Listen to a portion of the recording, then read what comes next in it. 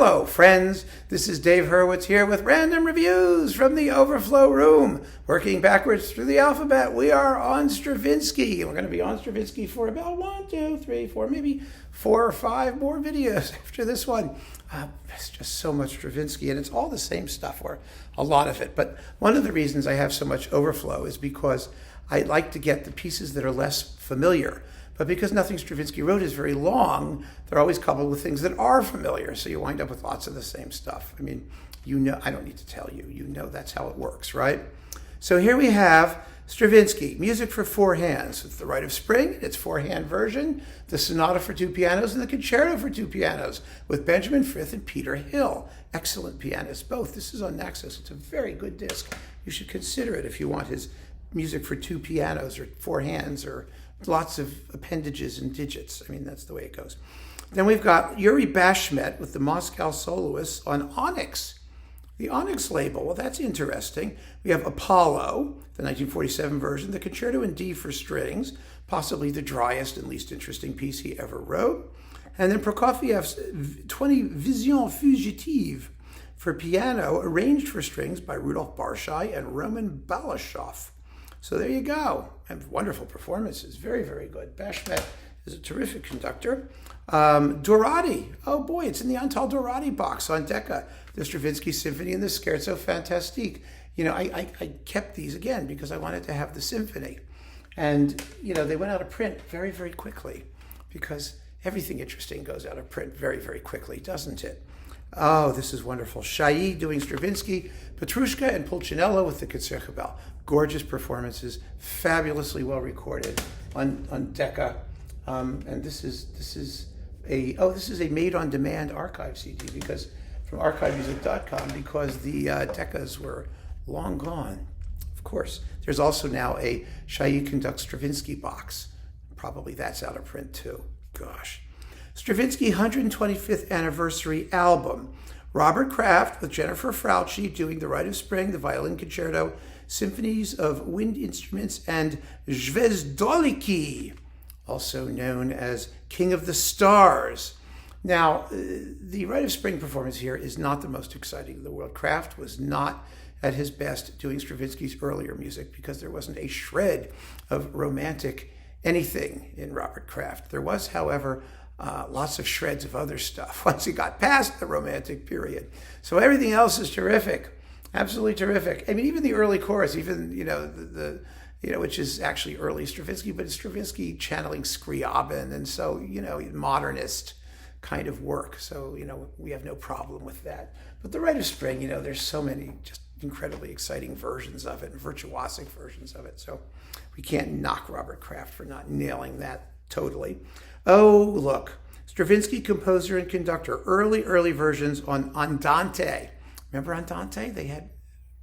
It was supposed to be the be-all and end-all of classical music, but turned out to be just a scam to buy, you know, the guy who owned it, what was his name, from Yves Saint Laurent, whatever his name was, his house in southern France that had the Panagel Foundation with all of those 78s that they promised the French government they would start issuing and turn into a foundation, which they did, actually.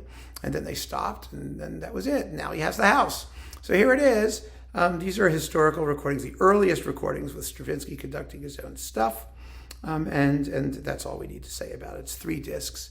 I remember when these were initially made, they were such a mess because, you know, they were supposed to be so high-end. It's 3 discs, but they came covered with goop and glue and stuff, and you know, getting them, you know, goop-free was a big project, but those are goop-free. So I've hung on to them. Hello, Finster. Cat alert. Here she comes up on the right.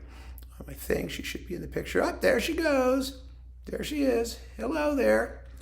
Let's see. Stravinsky, Pulcinella Suite, Dumbarton Oaks, 8 instrumental miniatures with the Orpheus Chamber Orchestra. All of their Stravinsky is just stunning, razor sharp and clear as a bell.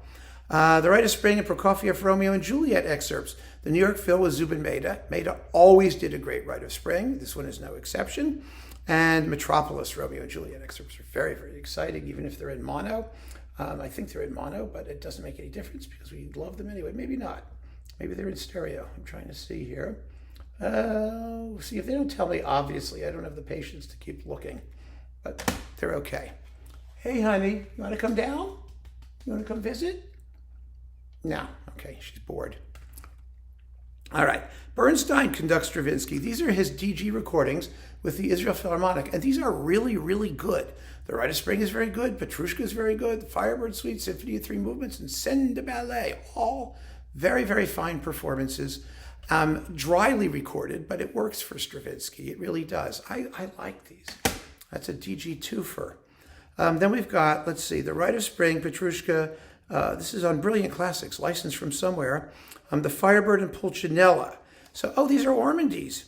I mean, the Rite of Spring and the Petrushka are Ormandy, Muti, Riccardo Muti, and Philly, which I've already talked about because they're in that EMI twofer.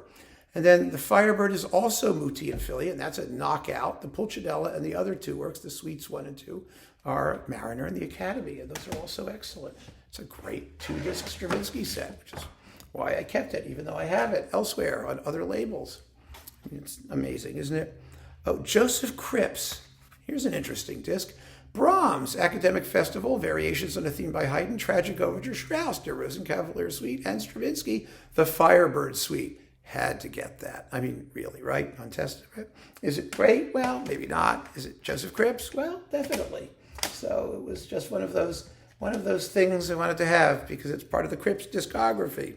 Then we've got the complete Pulcinella and Danse Concertante with Stefan Sanderling, pardon me, on Naxos with the Bournemouth Sinfonietta, and it's fine. It's amazing how many recordings you wind up getting of the Danse Concertante, which is a nice piece, but hardly major Stravinsky. But it keeps popping up there, doesn't it? People need someplace to stuff it, and stuff it they do. Minnesota Orchestra, Skrovichevsky. This Vox set, this was great. The Rite of Spring, Petrushka, the Firebird Suite by Stravinsky, and Prokofiev's Scythian Suite, Romeo and Juliet, and Suite from the Love for Three Oranges. These are really fine performances. I personally think the Rite of Spring could have used a little bit more like percussion, like tam-tams. But Skrovichevsky is such a good conductor, and he has them playing at a very, very high level. The Vox recordings were nice and natural. For those of us who had no money back in the day, we were lucky that we could get those. We really were. Then we've got the Firebird and the 4 Etudes and Fireworks with Pierre Boulez in Chicago. Not as exciting as his earlier complete Firebird with the New York Phil on Sony. This is a little slower. It's just as clear, but it's just not as exciting, nor is it actually as well recorded, I might add. The Alcerme rehearsal and recording of the Firebird. Was this his last recording or one of his last recordings? With the Philharmonia, no, the new Philharmonia, because the old Philharmonia had been de-Philharmonia-sized, and they were reborn like the Firebird, like the Phoenix. They arose from the ashes as the new Philharmonia. This is a very, very fine performance. It always has been acclaimed as a reference recording, and it really kind of is. Then we've got Petrushka and the Rite of Spring, the Mercury Living Presence, LSO, London Symphony and Minneapolis Symphony recordings with Antal Dorati.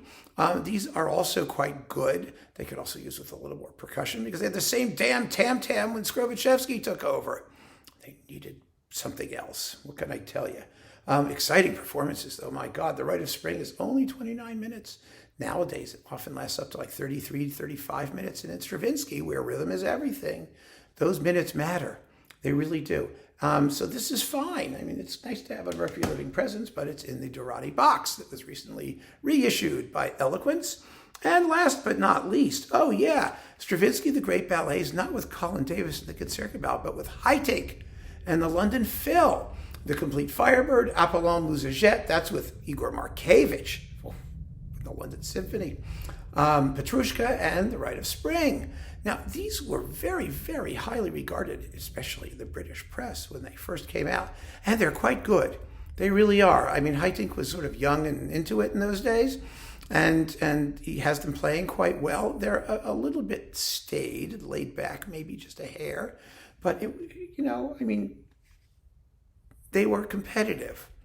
And they still are, and it's just nice to see them here. They didn't last long as a Philips twofer. Now it's Decca, of course. But there they were, and there they are in the Overflow Room. So keep on listening, friends. Thanks so much for joining me. More Stravinsky to come. Take care.